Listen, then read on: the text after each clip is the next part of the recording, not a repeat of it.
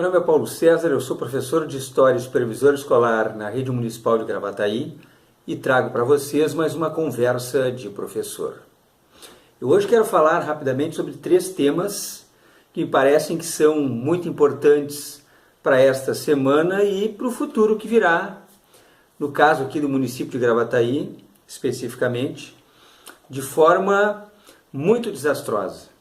Um dos primeiros temas que eu quero citar é esta questão do fechamento da Pirelli aqui no município, em que nós iríamos perder nos próximos anos mais de 900 postos de trabalho por baixo. Esse é um dado relevante, muito preocupante, que não deve ser contemporizado, não deve ser menosprezado e nem diminuído. Se nós pensarmos que cada uma destas pessoas que ali trabalha tiver em sua casa um dependente, serão no mínimo 1.800 pessoas que estarão passando dificuldades sem ter salário, sem ter recursos para se manter. Se nós pensarmos que cada um daqueles trabalhadores que ali está tiver 2 dependentes para sustentar, serão no mínimo 2.700 pessoas aqui no município que estarão passando por dificuldades. E a gente percebe que hoje os mandatos que existem aqui no município e até no âmbito do Estado, no que se refere à Assembleia, no que se refere ao governador, eles têm adotado uma postura muito mais de espectadores do que propriamente de protagonistas. O que a gente percebe é que quando vem essas notícias que afetam o meio econômico de forma desastrosa, o que fazem esses mandatos, o que fazem muitas vezes os prefeitos dos municípios, como é o caso do nosso aqui, até alguns vereadores e deputados, e o governador também, vão imediatamente aos meios de comunicação, buscam a imprensa, para se justificar, ou para se solidarizar, ou para se mostrar preocupados, mas é um tipo de atitude que em nada resolve a situação do município, em nada resolve a situação do lugar. O que falta para essas pessoas que têm um mandato, que são centro de decisão política nos municípios, porque de fato são as pessoas que tomam as decisões políticas, é protagonismo. É abandonar a postura de espectador, abandonar a postura de comentador das questões que afetam o município e passarem a efetivamente trabalhar para dar solução a essas questões. O fato da Pirelli, por exemplo, de buscar saber, tanto os vereadores quanto o prefeito, de todas as razões do fechamento, de todos os fatores que levaram a essa decisão, de todas as medidas que poderiam ter sido tomadas pelo município e que de fato não se sabe.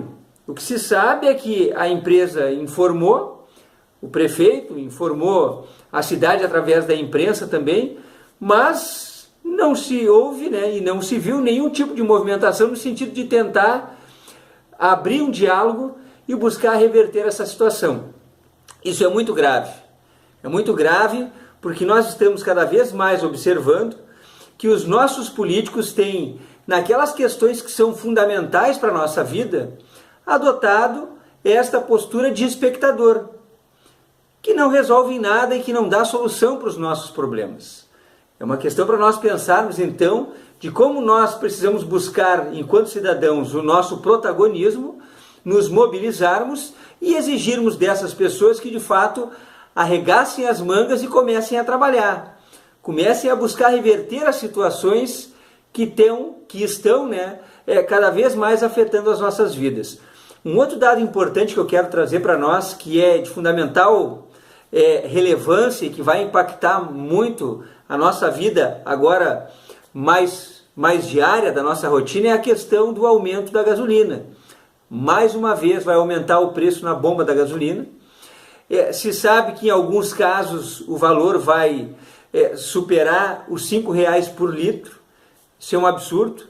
Em um país como o nosso, em que não há aumento de salário e que há mais de 13.600.000 pessoas desempregadas, basicamente 14 milhões de desempregados, nós ainda temos que lidar com esta situação do aumento do combustível, mais uma vez, que vai impactar no nosso bolso. Nós que não temos aumento, não há reposição salarial, não há reajuste, não há nada.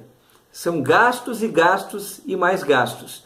E a outra questão também preocupante se refere ao que vem acontecendo na Assembleia Legislativa através de uma série de manobras que estão sendo tentadas pelo Partido Novo no sentido de terminar, de extinguir com o salário mínimo regional, que ele é maior do que o salário mínimo nacional, sob os mais diversos e tapafúrdios argumentos de que o salário mínimo regional ele impede ou dificulta a competitividade das empresas aqui no estado do Rio Grande do Sul, de que isso acaba desestimulando, a oferta de emprego e acaba conduzindo os trabalhadores à informalidade.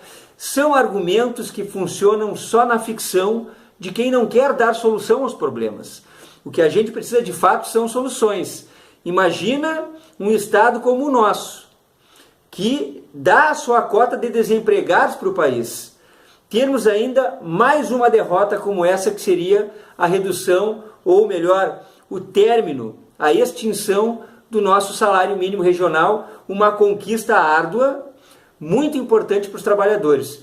Então que a gente possa pensar estas questões e nos mobilizarmos em defesa dos nossos direitos e para que nós possamos então forçar os nossos representantes, vereadores, prefeito, governador, deputados, a de fato começarem a governar e a legislar em nosso interesse, e não em interesse do poder econômico e não em interesse da iniciativa privada.